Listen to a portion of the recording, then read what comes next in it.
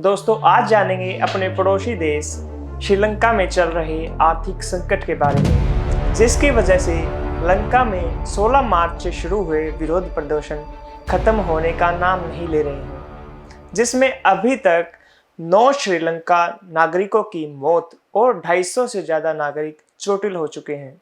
आखिर क्या है ये आर्थिक संकट, आइए जानते हैं। आर्थिक संकट किसी भी देश में विदेशी मुद्रा की कमी, चीन जैसे देशों के कर्जों का भार, श्रीलंका पैसों की गिरती कीमत, बढ़ती महंगाई, गिरती आर्थिक शक्ति और भ्रष्टाचार ऐसे कुछ मुख्य कारण हैं जिनके तंग आकर लोग सरकार को बर्खास्त करने के लिए प्रदर्शन कर रहे हैं, जो कि काफ़ी हद तक सफल भी रही है। 9 मई को श्रीलंका के प्रधानमंत्री महिंदा राजपक्षा ने अपना इस्तीफा श्रीलंकन राष्ट्रपति गोताबाया राजपक्षा को सौंप दिया है, जो कि इनके छोटे भाई हैं। असल में समस्या की जड़ यही है, राजपक्षा परिवार। आइए राजपक्षा परिवार के राजनीतिक सफर के बारे में जानते हैं। राजपक्षा परिवार का राजनीतिक सफर 1936 ईस्वी में हम्बनकोटा से शुरू हुआ। 1936 से 1977 तक 4 डिकेड्स तक ये पावर में रहे। इनके बाद 1989 में महिंदा राजपक्षा व उनके भाई दोबारा राजनीतिक शक्ति के रूप में उभरे। इनका सुनहरा समय आया 2005 में, जब महिंदा राजपक्षा श्रीलंका के राष्ट्रपति बने। उसके बाद इस परिवार के सदस्य वरिष्ठ राजनीतिक पदों पर रहे। उस समय गोताबाया राजपक्षा रक्षा सचिव थे, जो कि अब श्रीलंका के राष्ट्रपति हैं। 2010 में महिंदा दोबारा राष्ट्रपति चुने गए। इन टेनरों में उन पर नेपोटिज्म और करप्शन के आरोप लगते रहे हैं।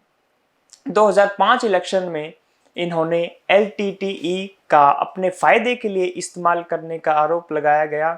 एलटीटीई ने इनके कहे जाने पर उत्तर और पूर्व श्रीलंकन वोटरों को वोट ना करने के लिए दबाव बनाया, जो सफल भी रहा। इसके बाद 2015 का प्रेसिडेंशियल इलेक्शन, जिसमें इन्हें मुंह की खानी पड़ी। इस समय भी ये आरोपों से वंचित नहीं रहे। इन पर श्रीलंकर वायुसेना का अपनी राजनीतिक हितों के लिए इस्तेमाल किया जाना आरोप लगा, जिसका कुल खर्चा 22.7 करोड़ था, जो कि आम लोगों की जेबों से गया।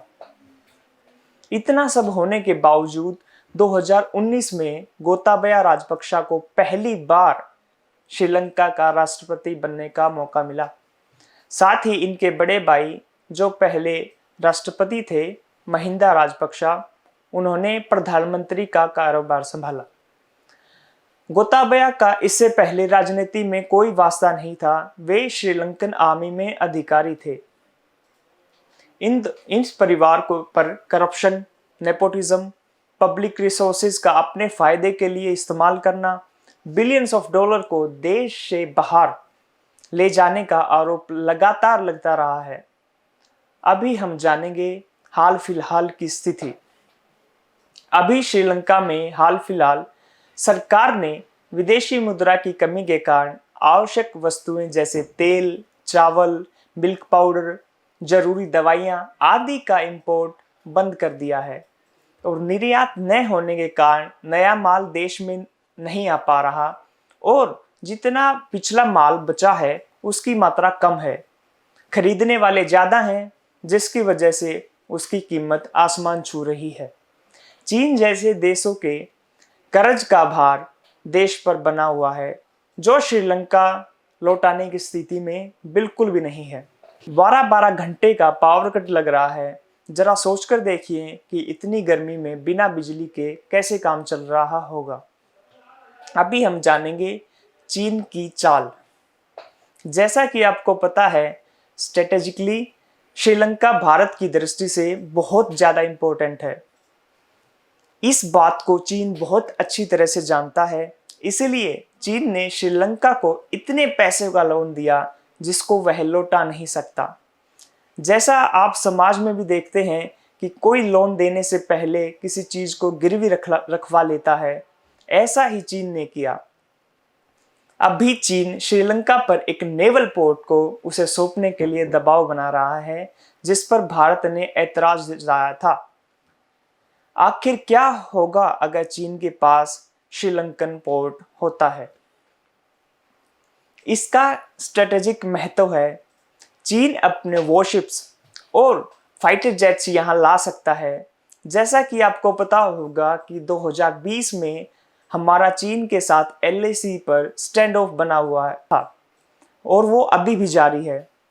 अगर श्रीलंका का पोर्ट चीन के पास होता तो ऐसा ही स्टैंड ऑफ हमें साउथ में भी दिखता।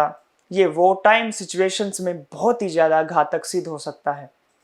अभी हम जानेंगे भारत की ओर से श्रीलंका को मदद।